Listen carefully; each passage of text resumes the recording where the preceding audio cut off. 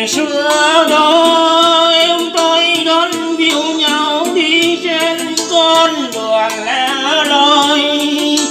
Mấy năm qua rồi em anh không gặp nữa, bao nhiêu thương và nhớ anh xin chém lên thơ nhào những đêm buồn.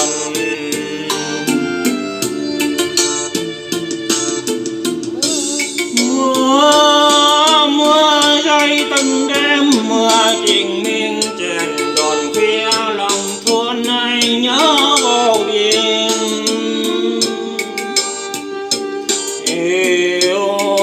Yêu em nhiều lắm nhưng tình ta vẫn không thành, khi núi sông còn điêu linh.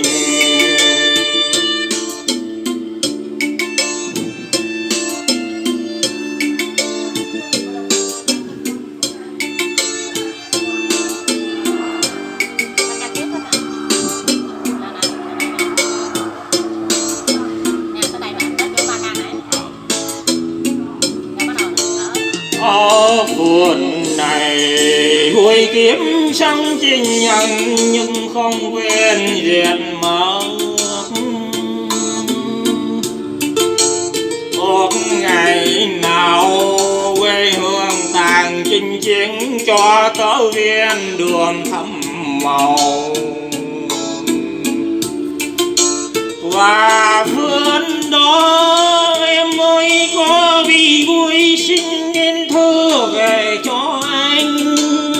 Nhớ thương với đầy đêm nay trên đồn vắng, thương em thương nhiều lắm em ơi biết cho chăng. Tình lẽ đêm